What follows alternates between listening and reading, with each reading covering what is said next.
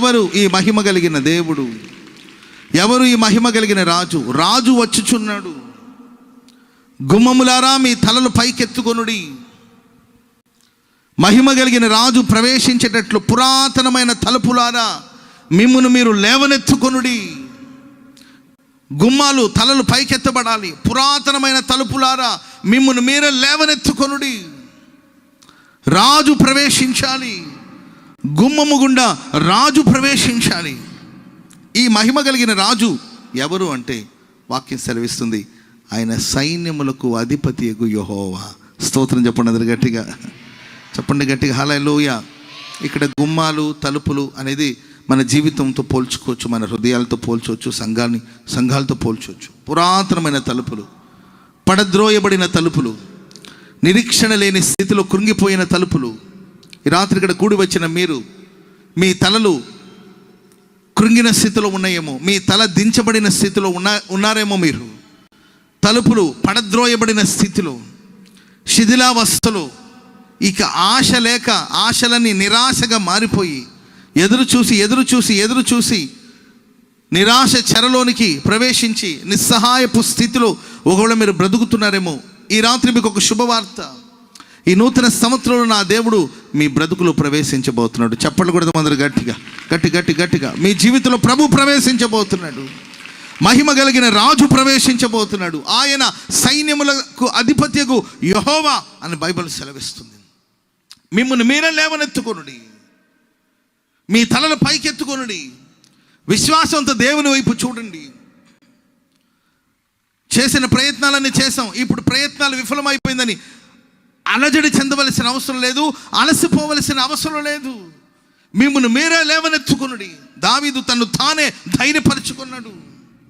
పడద్రోయబడిన స్థితిలో, వ్యతిరేకమైన పరిస్థితులు, విరుద్ధమైన పరిస్థితులు తన చుట్టూ ముట్టిన సందర్భాలు, భక్తిహీనులు వరద పొరలు వలెన తన మీద పడి బెదిరిస్తున్న సందర్భాలు యెహోవాను బట్టి ధైర్యం తెచ్చుకొని ఏ పోదు వైపు తన దృష్టిని నిలిపి ఏ పోదును ధరించిన యాజకుడి పిలువనంపించి ధైర్యం తెచ్చుకొని ముందుకు సాగినట్లు, విజయాన్ని సాధించినట్లు ఈ ప్రశస్త రాత్రి ఏ స్థితిలో పడి ఉన్నావు, ఏ స్థితిలో సొమ్మసిల్లిపోయావు, ఏ పరిస్థితులు నీవు అధైర్యపడిపోయావు, ఇక అవకాశమే లేదు, గురి కనబడట్లేదు, అంత అయోమయంగా ఉంటుంది, అంధకారంగా ఉంటుంది, ఇక నేను పడిపోయాను, నేను ఇక చీకటిలో ఉండిపోయాను, నా జీవితం చీకటికి పరిమితం అయిపోతుంది అని ఒకవేళ నువ్వు కొనసాగించబడుతున్నావేమో.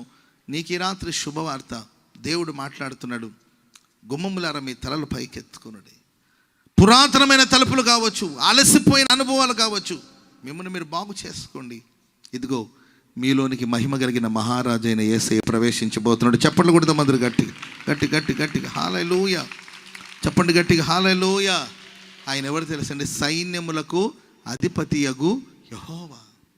మనం ఆరాధించే దేవుడు సైన్యములకు అధిపతియగు యెహోవా. సైన్యాన్ని దేనికి పోలుస్తారంటే ఆ దేశం యొక్క బలానికి సూచన.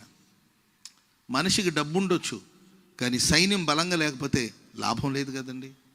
డబ్బు ఉండొచ్చు, దేశంలో సంపద ఉండొచ్చు. మన భారతదేశంలో ఒకప్పుడు గొప్ప సంపద ఉంది. సో మన దేశంలో కూడా సైన్యాలు లేవని నేను అనట్లేదు. చిన్న రాజ్యాలుగా, చిన్న ప్రాంతాలుగా, చిన్న సైన్యాలుగా చెదిరి ఉన్నప్పుడు బ్రిటిషులు వచ్చేసి చిన్న సైన్యాన్ని జయించుకుంటూ వచ్చారు. వాళ్ళ బలం, మన బలహీనత ఏంటంటే సైన్యం లేకపోవడం. ఉన్న సైన్యం కూడా చిన్న గుంపులుగా ఉండడం వల్ల వాళ్ళ బలమైన సైన్యంతో వచ్చి మొత్తాన్ని ఆక్రమించుకున్నారు. దేవుని బిడ్డలారా, ఒక దేశం యొక్క బలం, ఒక దేశం యొక్క సామర్థ్యం అనేది ఆ సైన్యాన్ని బట్టి ఉంటుంది. ప్రియమైన వారలారా, ఇప్పుడు ప్రపంచ దేశాన్ని అంతటిని శాసిస్తున్న దేశం ఏదైనా ఉందంటే అది అమెరికా దేశం. ఎందుకంటే అక్కడున్న సైన్యం ఎంతో స్ట్రాంగ్గా ఉంటుంది, చాలా బలంగా ఉంటుంది. కాబట్టి ప్రియులారా, ప్రపంచ దేశంలో ఉన్న వాళ్ళందరూ అమెరికా దేశానికి భయపడడానికి గల కారణాలు ఏంటంటే అది ఒక బలమైన దేశం, అక్కడ బలమైన సైన్యం ఉంది. వాళ్ళ దగ్గర ఎన్ని ఆయుధాలు ఉన్నాయో, ఏ ఆయుధాలు ఉన్నాయో ప్రపంచంలో ఎవరికి తెలియదండి. అందుకే ప్రపంచమంతా భయపడతారు అమెరికా దేశం అంటే.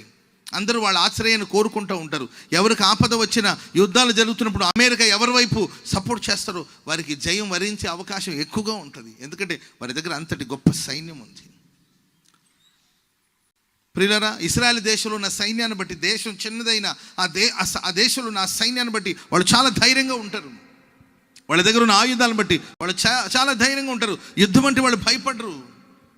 యుద్ధం అంటే వాళ్ళ వెన్నులో వణుకు పుట్టే కార్యక్రమాలు ఉండదండి. వాళ్ళు సరదాగా ఆడుతూ పాడుతూ యుద్ధాలకు వెళ్తారు. ఎందుకంటే అలాంటి ఒక బలమైన సైన్యం వాళ్ళ దగ్గర ఉండడం వల్ల ఆ చుట్టుపక్కల ప్రాంతాల్లో ఉన్న వాళ్ళందరికీ ఒక భయం ఏంటంటే వాళ్ళ దగ్గర ఒక బలమైన సైన్యం ఉంది. భూమి మీద చిన్న చిన్న సైన్యాలను పెట్టుకునే వాళ్ళే అంత దర్జాగా, అంత ధైర్యంగా కొనసాగించబడుతుంటే, ప్రియులరా, ప్రపంచంలో ఉన్న సైన్యాలన్నిటికీ కాకుండా ప్రియులరా, పరలోకంలో ఉన్న సైన్య సమూహం అంతటికి అధిపతి ఎవరంటే మనం ఆరాధిస్తున్న క్రీస్తు ప్రభులు వారు. చెప్పండి కూడా మందరు గట్టిగా గట్టిగా గట్టిగా. ఆ సైన్యములకు అధిపతియగు యెహోవా, బలమైన సైన్యములకు అధిపతియగు యెహోవా ఆయన వచ్చుచున్నాడు నీ జీవితంలోనికి. నీ జీవితంలో ప్రవేశిస్తున్నవాడు ఒక సాధారణమైన మనిషి కాదు, ఓ సాధారణమైన వ్యక్తి కాదు.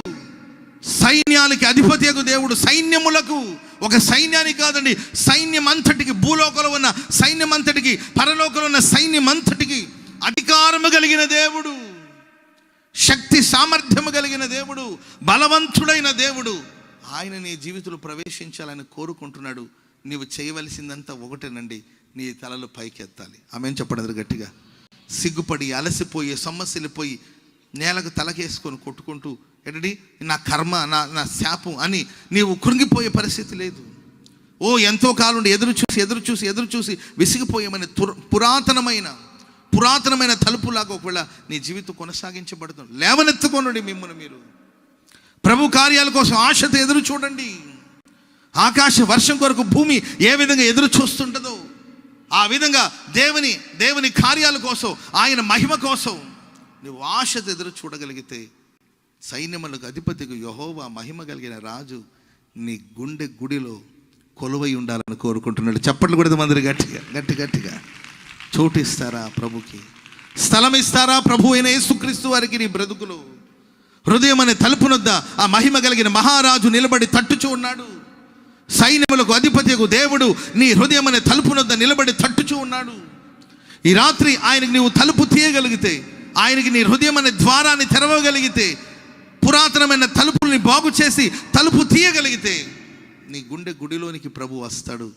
అక్కడ ఆయన నివాసం చేస్తాడు. ఆమెను చెప్పండి అందరు గట్టిగా హల్లెలూయా. మంచిది. ఆ సైన్యములకు అధిపతికి యెహోవా ఒకరి జీవితంలో ప్రవేశించినప్పుడు, సైన్యములకు అధిపతికి యెహోవా ఆధ్వర్యంలో ఒకరు ఉన్నప్పుడు, సైన్యములకు అధిపతికు దేవుని యొక్క ఆధిపత్యం కింద ఎవరైతే కొనసాగించబడతారో వారికి కలిగే ఆశీర్వాదాల గురించి ఈ రాత్రి మనం ధ్యానం చేసుకోబోతున్నాం. 2-3 మాటలు చెప్పి నేను వర్తమానాన్ని ముగిస్తాను. ఆ తదుపరి మనం అందరూ కలిసి ప్రార్థన చేసుకోబోతున్నాం. ఈ రాత్రి మీరు బయలుదేరి వెళ్ళేటప్పుడు మీతో మహిమ కలిగిన మహారాజు రాబోతున్నాడు. మిమ్మల్ని మీరు లేవనెత్తుకోగలిగితే మీ జీవితంలోనికి సైన్యములకు అధిపతిగా యెహోవా ప్రవేశించబోతున్నాడు. ఆయన్ని కలిగి మనం ఇక్కడ నుండి బయలుదేరి వెళ్ళబోతున్నాం. ఆమేన్. హల్లెలూయా.